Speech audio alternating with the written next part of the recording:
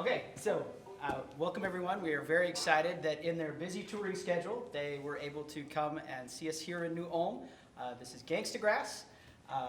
We would very much like to thank the Minnesota Arts and Cultural Heritage Fund for making this possible. Without that kind of funding, we wouldn't be able to get to see fun guys like this. And so please, if you like programs like this, let us know. We'll try to bring them. And if you have other friends, you enjoy the concert, they are playing again tonight at 7 o'clock at the Grand downtown. So I'm going to go ahead and turn it over to you guys, and you can do your thing. So, okay. All righty. All right. So I'm Sleeves, I'm the manager of Gangstagrass, and we're going to do a little bit of talking about history of American music, recorded music, and what's happening today in the music industry. And we're also going to have these tremendous musicians play you a few tunes. So the first thing that I will ask is the question that everybody wants to know, which is, would you please play us a song? So that we know what exactly it is that we're talking about. Okay. Yeah? Yeah. Okay, all What right. do you start off with? Ooh, how about Nobody Gonna Miss Me? Oh, Gosh, I go get my special thing that I use for that.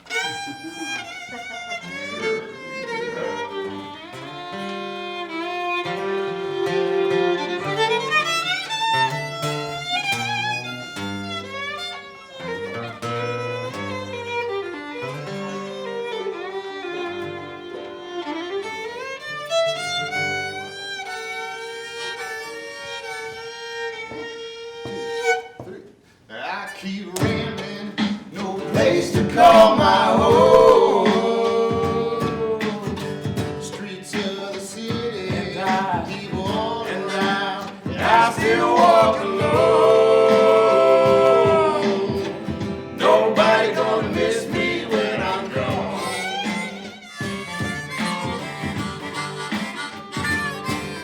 So when I'm off on the ass, what's Gangstagrass? My rebuttal is a little bit Public Enemy, a little bit Molly Tuttle. Put it all together and you make it all work like a souffle.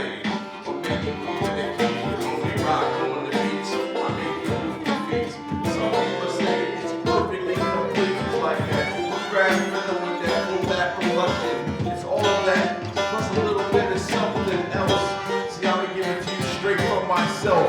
None of this is written down on a book upon a shelf.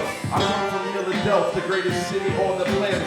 At least that's the way I explain it, so understand it. I want to keep it candid. I'm glad you're all here, yourselves and your children. And if you're willing, we came through to keep it building. Up here inside the building. No, we're not killing, we living. Place to call my home. Come on, come on, come on. Streets of the city, and all around, I still walk alone. Nobody gonna miss me when I'm gone. Yeah. Yeah, man, I hear with the therapeutic doses. Tell me who the most sick. I stay away from opiates, but guarantee the dopest. Deep water flow, need a vessel you can float with.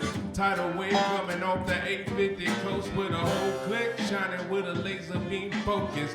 Take it to a level much higher than most get. Higher than you could ever get with psychotropics. No hyperbole, so you can go ahead and quote this. In whatever medium you choose, I'm so up on my game, I forgot what it's like to lose. I'm verified to sloop, nothing left to prove except the proper definition of the verbiage that I use. I'm standing on the shoulders of a giant with my shoes worn down to the soles from the payment of my dues from the juke joint, jamming muddy waters with the blues. If you don't know by now, you need to act like you do. I'm rambling, No place to call my home. but come on, come on, come on. To the city, And all now around, I still walk alone. Nobody gonna miss me when I'm gone.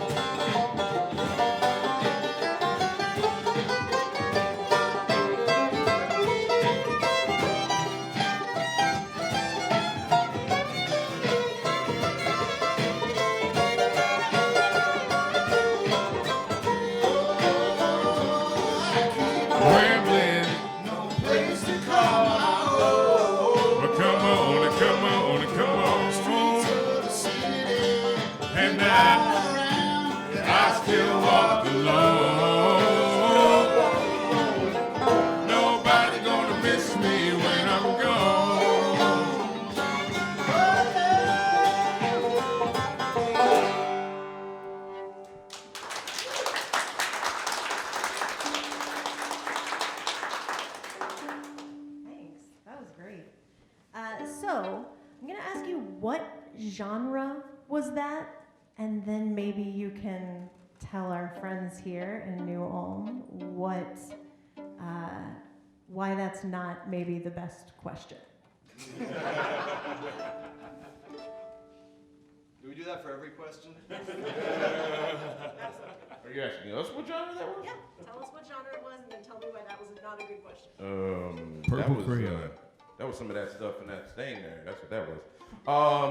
We sort of express it as bluegrass hip hop because marketing reasons. Yeah, because it needs to have a name, so that people know how to sort of find it, but it is semi-genreless.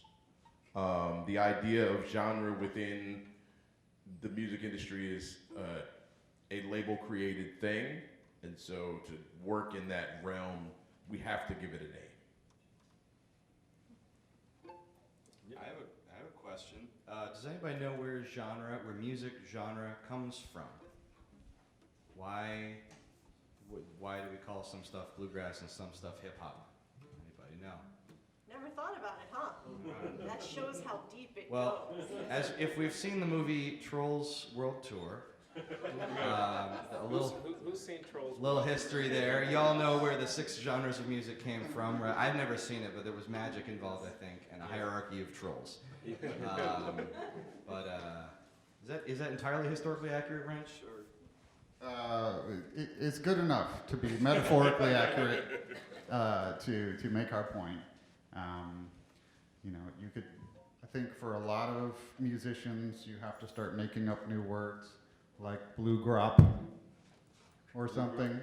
Blue grop? Never heard that one before. Yeah, I don't know. You just take some of this and some of that and put it together. I thought it would be blip grop.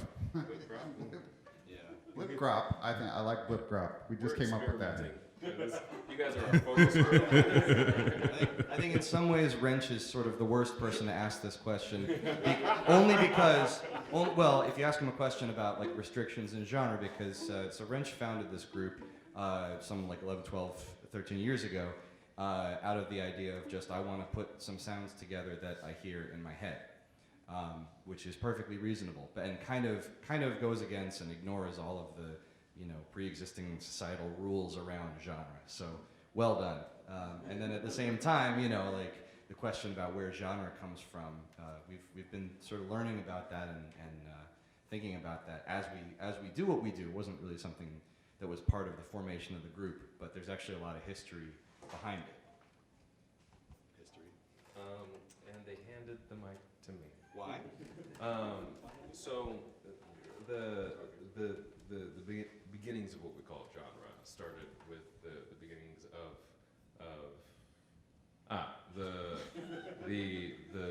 the recording industry when records were being made. Who knows when the first records were made? I'm looking at all the Give or children take. because you should be taught this in your classes. Probably forgot. They're at the library. They're here to learn. So the first records, the way we know, like the big black things, the big disc. Have y'all seen those vinyl records? Okay, so those started to come into being around the 1910s, and before that, they had these things called cylinder recordings. And cylinders were like, they looked like soda cans, and they would spin. You've seen them before? Wow, you've seen a rare. Have y'all seen cassette tapes yet? Yeah. Okay. Wow. Wait till you hear about 8 tracks. So around that time, they were trying to figure out how to sell different records to folks, and I'm gonna pass that part off to Rich. Yes. And also, hopefully, a lot of you learned about this part of American history before that we would call Jim Crow segregation. But just in case anybody doesn't know, after slavery was outlawed, lots of places in the country put new laws into place that kept people separate, and they weren't allowed to congregate together. And so the music industry that was starting at this time was looking at different people that would consume music in different places separately.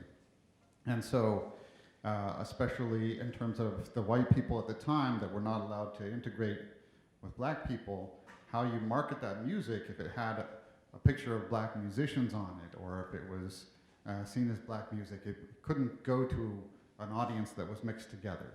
So the companies being companies, they decided, here's our marketing, how we reach people. We make some of it seem like white music and some of it seem like black music, so we can market it to them and we can market it to them. At the time, in reality, there was Southern music being played by all kinds of people, different races coming together to make string bands, very similar music being played by black musicians and white musicians. But when the record companies decided these needed to be marketed separately, they just put different labels on them. The one from black musicians was called race music, and the recordings, if they were white musicians, were called hillbilly music. Are you saying that there were some instances where the exact same recording was being sold So there's under different labels? there's a fun recording if you guys love looking up really old music. There's this record by a group called the Georgia Yellowhammers, and the Georgia Yellowhammers played a lot of cotillions and dances and whatnot, and happened to get recorded in the 1920s. And there's this brother duo, Arthur and Eddie, and they played fiddle and guitar together, and they joined the Georgia Yellowhammers for a recording session. Now, they're all on the recording session together, but when you see it get sold as a hillbilly record, it's just the Georgia Yellowhammers. But when you see it get sold as a race record, it's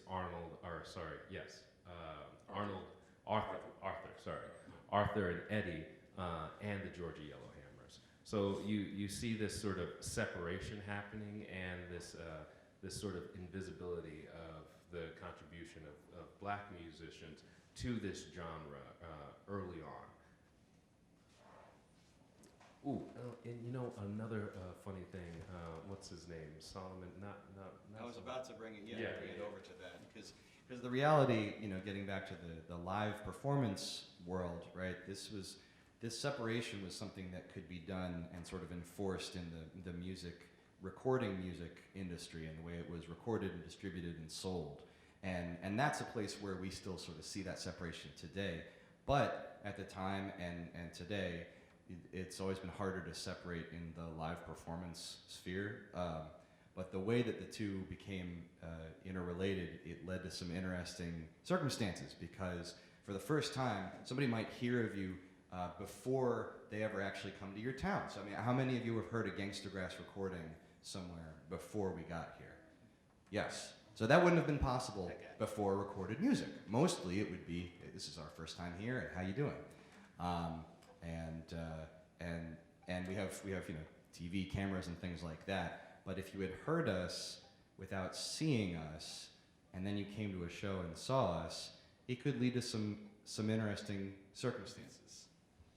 Yeah, so say, hypothetically, that in the 1930s and 40s, you were somebody that was born in the South and learned music in black churches and local traditional music that was done by string bands and sounded to most people like country music, but to you was just the music of your community, and you started recording, and they put out records, and they didn't put your face on them because radio stations would play them more that way because people thought it was white music. And then it got successful, and they said, why don't you go out on tour? And your name is Solomon Burke, and you go out, and you get to where you're supposed to perform your concert, and they say, where's Solomon Burke? And you say, I'm Solomon Burke. And they say, oh no, this is not gonna work, because I don't actually know what the audiences were thinking, but I know from the records that the promoters and the radio DJs and the bookers had the impression that the audience would not like it if the singer turned out to be black who was singing this country music. So a lot of shows got canceled. A lot of things had to be made up on the spot. And our favorite instance of this, very creatively, the promoter in one town thought very fast and said, here's what we're going to do. We're going to wrap your head and hands in bandages and tell the audience that you were in a terrible accident. So you can perform and they won't know you're black. And that was all because his style of music was now, after 20, 30 years of the labels, the record labels putting things out as race music or hillbilly music, the music was identified racially. And so he actually performed the song that night in bandages, and then went on to adjust his style to fit more what people would expect from a black singer, and became what we now call, a soul musician or an R&B musician. I'm going to throw a question at y'all that I have never thrown at you before. Are you ready? Yes. No. Can you, and this may be a banjo fiddle thing, a little guitar, play, a few seconds of what they would have thought of as hillbilly music back in the day, and then play a few bars of what they would have thought of as race music back in the day? Ooh. Yeah.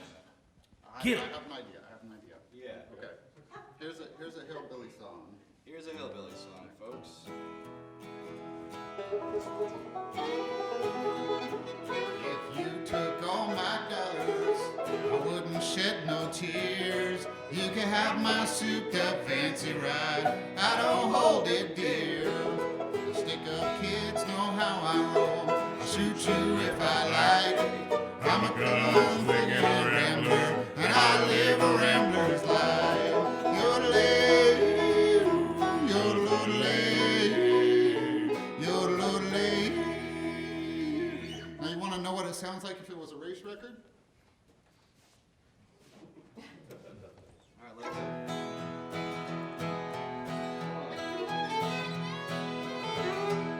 Oh, no, you still have to sing it. I'm just playing the fiddle. Yeah. If you took all my dollars, Step out front. wouldn't shed no tears. You can have my souped up fancy ride. I don't hold it dear. Stick up kids know how I roll. Shoot you if I like. I'm a gun-slinging rambler, and I live a rambler's life. Yo lay, yo lo lay, yo lo lay. You guys catch the difference? I hope nobody had their eyes closed for that portion, because otherwise you would You'd be not have totally noticed confused. Much of a difference. Yeah. So to make the point that hillbilly records and race records of the time, not acoustically different. Not the music itself was not different. And it all comes from like country blues, this bubbling of these different musics from different countries coming together to amalgamate in what we know as early country blues. Combinations of rural sounds and a little bit from New Orleans coming up. The New Orleans influence is a lot of what we get in the improvisation that's happening in the music. And it's not just New Orleans too, it's like Philadelphia and New Orleans meeting together, because Philadelphia also had a very vibrant marching band music scene at the time as well. And it's funny because you have marching bands and then the string bands and clubs for cotillions meeting and forming in under country blues, but you see them part again when it comes to records being sold separately for different folks. That's why I always consider bebop and bluegrass the same sort of evolution in our United States music, just colored differently. So bluegrass really has those elements of improvisation that bebop have, and that sort of virtuosity that evolves at that time. But there's a color line, and so the bebop musicians are playing horns, and the white musicians are playing strings. And then not so many years later, you basically have a very similar thing happen again with the birth of hip hop, right? So where were bluegrass and hip hop and all these other little new sub-fusion genres at the beginning? They hadn't been created yet, they hadn't been separated out yet or named or labeled. But a lot of this stuff, I mean, really, you think of the explosion of different genre names and labels throughout the 20th century. That's because we've always been trying and never been successfully, really describing the music that we do, because the genres don't really fit us, and it's hard for us to fit into the genre labels. So all of a sudden in the middle of the 20th century, you have somebody come along and say, I'm going to take this ingredient, put them all together, and I'm going to call that bluegrass, which is just named after the name of my band, the Bluegrass Boys, and I'll just call it bluegrass music, as in music that sounds like my band that I'm playing at the time. I don't know. Gangstagrass music? Anyone? Where did the name hip hop music come from? It actually came from the turntablist element of hip hop. Hip hop has consists of many elements, as a DJ, MC, b-boy, graffiti. But the DJ part of it actually came from extending the loop portion, the break part of a record, which ended up becoming a loop, which was the most interesting part of a record where there was no singing or speaking. And in order to make that break extend long enough for an MC to rap over it, they would hip hop back and forth between the two records. Mm-hmm. And just to really make the point, they weren't playing hip hop records at the time to make hip hop. They didn't exist. There was was no such thing. Playing whatever records they had. Well, what kind of records were they? They rated their parents' records. Yep. Whatever they had, it didn't matter. So A lot of whatever, it was funk, jazz, ska, disco, reggae, whatever they had. rock. And you know, it actually, the term itself, like, was it Kaz? They say Kaz was one of the first dudes to actually use it, to say the term on a record. To say it on a record. Yeah, to say it on the record. DJ And not even on the record, to say it live at a show, right? You know, the idea of hip hop, you don't stop sort of thing. They say it was Grandmaster Caz. The first record that was on was Sugar Hill Gang's Rapper's Delight. But the guy responsible for the term, you know, it exists in mystery somewhere. But it stuck, and an entire culture was born from it, not just musically, but, you know, language, styles, dress, all of that came from those two words. So it could be fair to say that part of what we're doing is just continuing in a legacy of taking two genres that were themselves fusions of things, and we're fusing them and, you know, further just fracturing and shattering these ideas of unified genre that it's never really worked for, at least for live performing musicians, all that well. And you sort of have to thank whoever was the creator of the Bluegrass Boys, because it could have been a lot worse. What if he just had a worse band name? Like, you know, it could have been like the Shuck and Duck Boys, and then this would be Shuck and Duck hip hop, and it would, it just would not work. It would not work. And a lot of bands try to fuse a bunch of different influences, and we're not just two things. We're all coming from different walks of life and different parts of music. Dolio's Southern hip hop. Our son is Philly all day, every day. Wrench here is a lot He's of from honky tonk Mars. and country from Mars. They have a very rich culture of our music there. Danjo plays a lot of bluegrass. I play like jazz and old time and like study music. I love this stuff. So we all come from different walks of life. And today, you know, there might be genres like, well, what do you call it all? Well, you can Americana, and that's not even perfect because Americana has so many influences from like, I mean, when we're talking about, first of all, Americana as a term, we're talking about music in the United States. And when you say Americana, and you're saying like the folk musics of Americana, you should be talking about the Americas, like everywhere. So like, is it all Americana? No, we're just talking about the stuff in the United States. So these terms are consistently imperfect and consistently pigeonholing people. They're really just marketing groups. Yeah. And even if you try to take an umbrella term like used Americana, if you're trying to use a word that could describe everything, let's just find a word that describes all the music, And that's not going to work. Even a word, you used a word in describing Americana, the folk music's a different place. So folk music, if we said folk music, you might have an idea in your head of a particular genre of music that gained popularity in like the mid-60s, and there's certain Hold on. artists. Can somebody name, name a folk musician? When you think folk. Just right off the top of your head. Bob Dylan, All folk right. musician.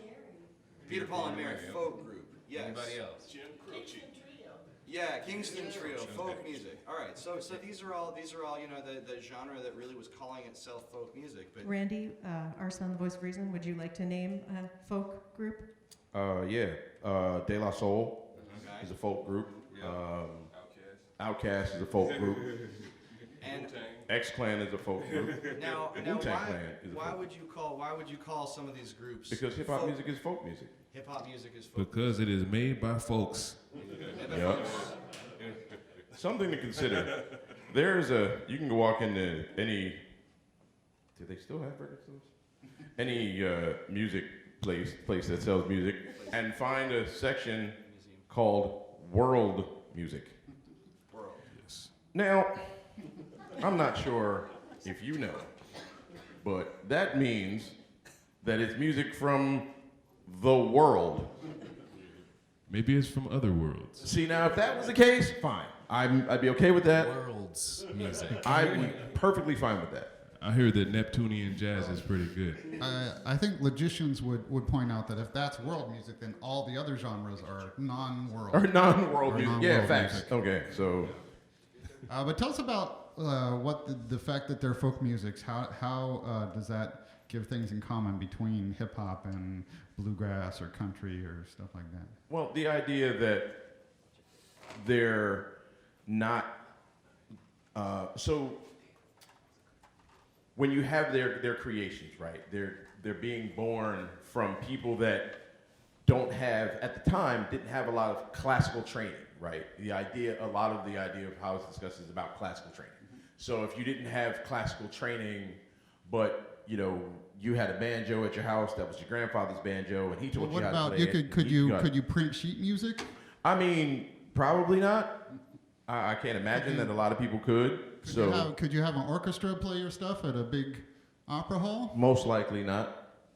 What are you gonna do? So you got your banjo, and this guy's got his guitar, and this guy's got his fiddle, and so you guys are just kind of sitting out on the porch and getting down, and everybody's sort of playing, and you get in your circle, and you want him to play a solo.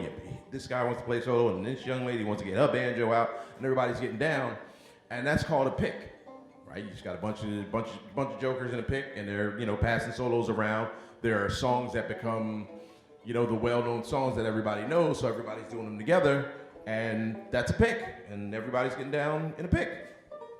Interestingly enough, with the development of hip-hop, the same sort of thing started to occur. So you'll have, it's lunchtime, and a bunch of cats are sitting down at the lunch table, and they're beating on the table to make drum sounds. Or somebody's beatboxing, and different people are starting to rhyme, and they're in a circle, and that becomes what's called a cipher. And one of the things that we discovered was that they're darn near the same thing. You're just working off of what people have and creating music based on what's going on in your life, stuff that you've heard before, things that you've learned about, telling stories, whatever. And it turns out that they're way more similar than most industry people would have you even know, right? So, the cipher and the pick, two different things linguistically, but in their creation, almost exactly the same. I think we should demonstrate how both of these things allow you to make music together spontaneously without sheet music or orchestras or any resources. So, we need somebody to pick a letter. Does anybody want to pick a letter from A to G? Any letter from A to G. A to G. Go on.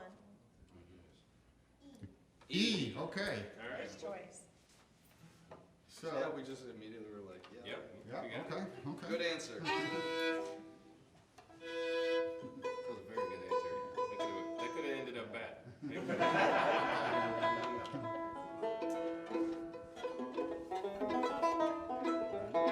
You want to stick with E or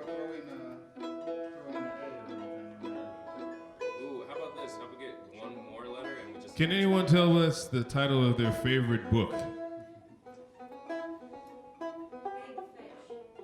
Big Fish. Okay, give me All one right. more. One more book. Power of Now.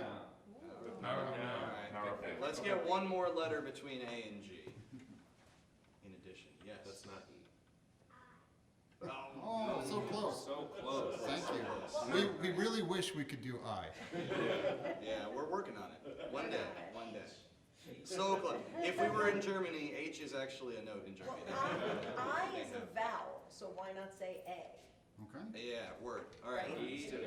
A. Big fish in the power of now. Well, make H would be A.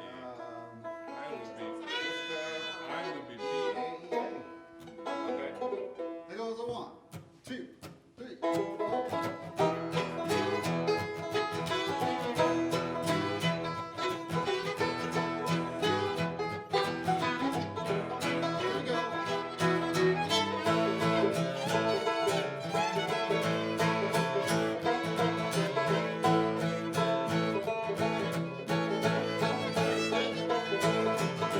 Well, I guess it's my time to kick this. I'm bringing y'all flavor, I guess it's like big fish. Maybe it's a carp or maybe it's a tuna. Maybe I get down deep like I'm doing scuba to see that big fish when it's swimming in the ocean. Moving like Michael Phelps, you can get the motion. I'm underneath, watch how I get down, I don't want no beef. We talking about some fish, get this ridiculous.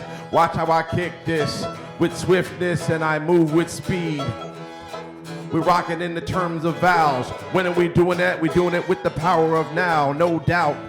I'm giving y'all the vowels. I told you it's no beef, so we're being nice to the cows. And I allow everybody to come get down and recognize here with this gangsta ground sound, Gangstagrass sound. Oops, I tripped over like I have big boots. By the way, this whole mother, father, daughter thing is so darn cute. My people ain't here, we rock out in cahoots. And if you didn't know, my favorite band is The Roots. I give you flavor like fruits and vegetables. All types of stuff like Brussels sprouts. So when you're in doubt, you can come out and get a little bit of this. It gets ridiculous. And bring it back to bigger fish. Cause that's just how it's done. Gangstagrass, we getting down, son.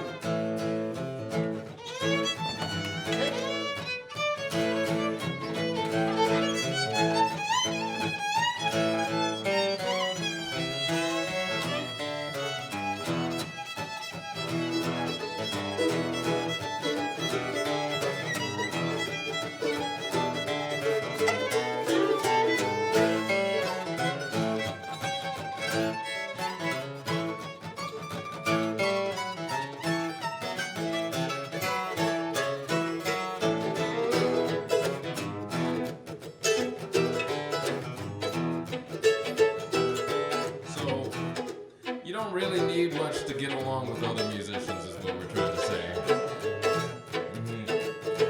Y'all want to do an actual song for them? One of our...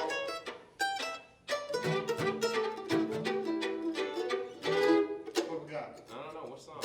That's E. We have a song that has E.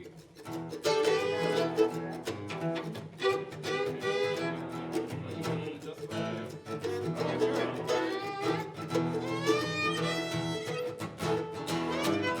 On this lonely road, trying to make it home. Doing it by my lonesome, pissed off, who wants some? I'm fighting for my soul, God, get at your boy. You wanna go, God, fall back, I go hard. On this lonely road, trying to make it home. Doing it by my lonesome, pissed off, who wants some? I'm fighting for my soul, you wanna get at your boy. You wanna go, God, fall back, I go hard. On this lonely road, trying to make it home. Doing it by my lonesome, pissed off, who wants? I see them long, hard times to come.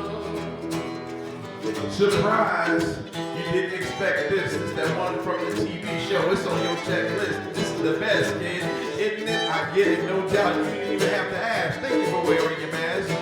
Some folks still need that. You know it, because we went through that whole thing. You can call it COVID. But I want y'all to know this. If you didn't know this, we giving you a twist. This is hip-hop and bluegrass combined. I'm giving you rhymes off the top of my mind. All made up, easy like a layup if you're 7 feet tall playing basketball. I'm glad glad that y'all came down to rock with us here in New Ulm. You're a little bit too calm. You're welcome to get down. Everybody go wild and get down up ahead to this Gangstagrass style. Come On on. this lonely road, trying to make it home, doing it by my lonesome, pissed off. Who wants some? I fight for my soul, God, get at you, boy. You want to go, God, fall back. I go hard. On this lonely road, trying to make it home, doing it by my lonesome, pissed off. Who wants? I see them long, hard times to come. Dolio, what you got? Man, I grew around the peasants and the paupers. Now I'm trying to be a living legend in the presence of the author. Tune into the message and I try to spit it off and to stabilize the essence of your auras and your chakras. Sharper than the scalpel in the hands of your doctors. Rolling with a crew so dope that you can never stop us. Chopper, beat up before I break it off proper. Put it on the table and negotiate the offers. Set aside the revenue to fill up all my coffers. Mop the sweat off on my brow while I rock the crowd hype the knife. The lights getting hotter. Heavyweight bang, man, your night need a spotter. Hater in my sights and I pop ya. Not merely chilling on the sides as I watch her. I'm chilling the agenda while they mock us. Them silly rabbits dry sticking to the coppers. On this lonely road, trying to make it home, doing it by my lonesome, pissed off. Who wants some? I'm fighting for my soul, God, get at you, boy. You want to book up, fall back, I go hard. On this lonely road, trying to make it home, doing it by my lonesome, pissed off. Who wants? I see them long, hard times to come. I see them long, hard times to come.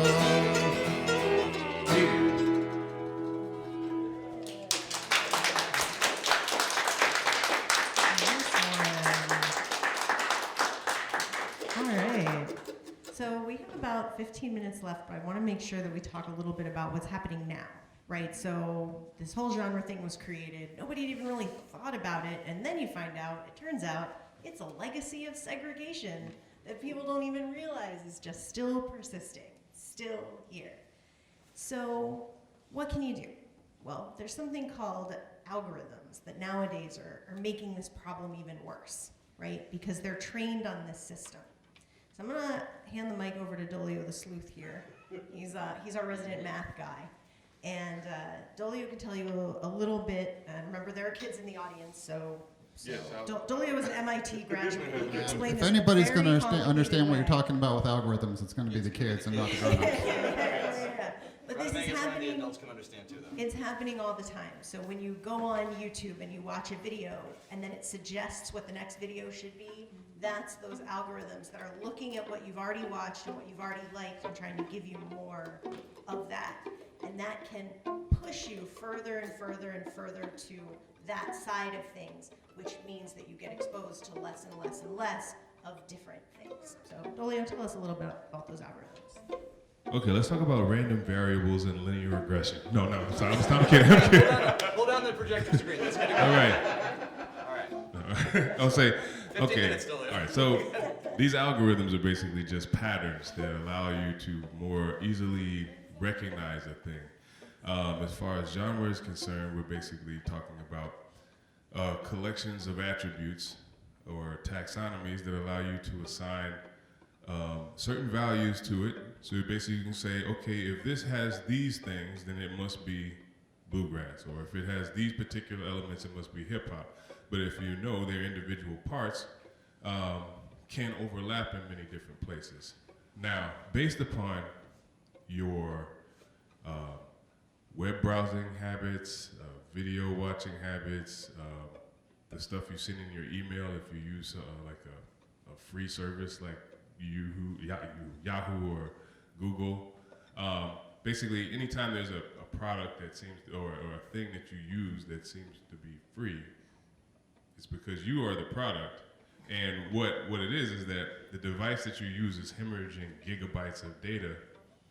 And all of these data points are what indicates to people who want to sell you a thing, what things you are most likely to buy. So it affects what they consider what is called a conversion rate. Basically, it is the rate between the time that it takes for you to see a thing and the time that you convert your vision of that thing into you exchanging money for it. Now, when it comes to streaming, it's about getting repeated instances of a thing being played. And those algorithms that determine what you hear are based upon what you are most likely to buy according to the algorithm and its determination that it made based upon the different information that you've already shared, based upon what you click on, what you've bought, what you've already listened to, what you put a thumbs up on, what you skipped. Now, because of the way that when you take art and try to make it into a product and you start putting it into different silos, things that don't comfortably fit into the patterns that they decide is what identifies that thing as a certain category, end up being left out of categories altogether, which means that they're less likely to actually be presented to you unless you're actively, specifically seeking those things. So if there is a thing, a quirky thing that you are into that you think should be more popular, but because it's not, the only way for it to really knock itself up into these algorithms to be served to people is for people to add more variety to their listening habits, listen to things that they weren't necessarily always be listening to, so they don't always get presented the same thing all the time. And that's in just, word of mouth. So y'all ready for the test? Kids ready for the test? Yes? We have a test that we're giving out. No. Basically, if you don't keep evolving your interests, especially when you're working with algorithms, your interests will atrophy. So you won't, especially if you're working with AI and algorithm, it'll feed you the same. Gonna get a trophy? Atrophy. You're saying use it or lose it. Atrophy. It's a way of saying it'll freeze. It'll stay in the same place. It'll petrify. It'll become stone. You'll be you'll only be into that thing for the rest of your life. Is that what you want? If that's what you want, that's fine. That's fine. But continue. When you find something new, look for it and seek it out. Like, listen to it. Give it some time and space. If you don't, it's like your brain. If you don't continue to learn and be interested in new things, it'll stick to the same cycles over and over and over again until you become one of those machines. Nobody wants to become no, I'm joking. And what we're talking about here is. I know that took a hard left turn. Well, and we'll take a turn, but like what we're talking about here is music, right? At the end of the day, we're talking about musical tastes. We're talking about what are you pulling up on Spotify, what genre of music do you listen to? Not a huge deal, right? Not a high stakes thing we're talking about. I'm gonna listen to this song instead of that song, but we're also talking about a broader thing, right? We're talking about just your broader approach to, consuming information or thinking about opinions or interacting with all kinds of art or really anything, right? Because these same systems we've created these things to work with so much information, different kinds of information. So it's not really just music, and this applies out to more things than we have time to get into and talk about. Just one quick example. Let's say that like you happen to like find yourself politically leaning right all the time. You'll get those things all the time, but unfortunately the symptom of being to the right is that they don't care about environmental issues as much. So if there's an environmental tragedy going on in your area, you're not going to get that story. You're not going to know what's going on. So it's good to make sure that you have a broad swath of media, that you're always keeping your own interest in mind, and not just the interest of whatever media you're consuming, just as an example. Right. The algorithms want to keep showing you the same things that they think you like and keep your interest, because they're trying to get more of your time, too. Yeah, if you think of it like a diet, think of the algorithm as trying to serve you candy all the time. But you really still need to eat, your vegetables. And also what we're trying to say is, especially for the kids, put lots of Gangstagrass on your playlist. Well, and that's a very relevant way to bring this all together, because the reason that Gangstagrass is not getting recommended to you is because it doesn't fit neatly into one of those pre-existing categories. It's not entirely bluegrass, though it's definitely bluegrass. You see a banjo. It's not entirely hip hop. That's all it takes. That's all it takes. It's definitely hip hop, but it's also, you know, something that would not necessarily get categorized as hip hop. So if you want new information, if you want new things to show up in front of you, you have to give it new and different information. If you like something, as Wrench will tell you, look at what the influences of that artist, and that could be a visual artist, it could be a music artist, it could be a politician. You know, if you like one of your local elected officials, ask that person who inspired you, and then go find out more about that person. And as you enter that into your Google searches, as you enter those artists into Spotify, or look for paintings by that artist that you like and by the person who inspired that artist that you like, you will find more and you will get exposed to more. And, you know. Are there any Drake fans here? You guys like Drake? Drake. Anybody like Drake? No. Right. I like that. I like Moving that. on, moving on. They're too young for But you know who he is, Yeah. right? Drake's favorite rapper is a guy from North Carolina named Fonte, who's a much better rapper. But a lot of Drake fans don't know who he is. And like you're saying, you know, seek out your favorite person's influences, where they get a lot of their ideas and their style from, what makes them happy. Yeah, and remember that you can do this too. So if there are 2 things or 3 things that you love that people would look at and say, oh, those are totally different. They have nothing in common. They have you in common, and you can bring those things together. So anything that you can imagine, you can bring together. And you can make the world better. So why don't we close things out here with a song about the world being better? Yeah? Doing things better. Yes. Hard suggestion. Yes. And also to just let you know, for the people that have seen Trolls World Tour, that is a lot about what we're talking about, to expose to people that musical style is not genetically determined. And it is all connected. It's all made by humans. So actually, there's not really such thing as a pop troll and a funk troll. They're trolls. And you may sing a certain way, or you may play your instrument a certain way, but it's still connected to everybody else, and you can still play with everybody else. And so I guess that's a movie recommendation.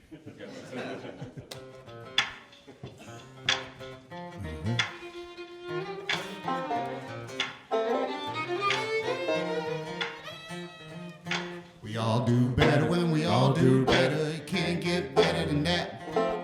We all do better when we all do better. You can't get better than that.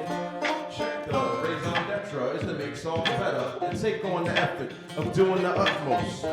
Cause way too many humans are cutthroat. There's so much going on, they do it just so they can get in and get over on the next man. I'm here to elevate and navigate like a sextant. So we're cruising through the weather. Anything you can do, my crew can do it better. Make songs for you to groove to forever, whatever unit you choose to measure. Night after night, day after day, you bet we get you lifted in the Gangstagrass way. Aloha, ashe, namaste, peace. We giving y'all that whatever way that we greet, and we stay on our feet in the face of defeat. No surrender. The only thing that breaks is the beat, cuz We all do better when we all do better. You can't get better than that. that's right. We all do better when we all do better. You can't get better than that. Yes, sir. We all do better when we all do better. You can't get better than that.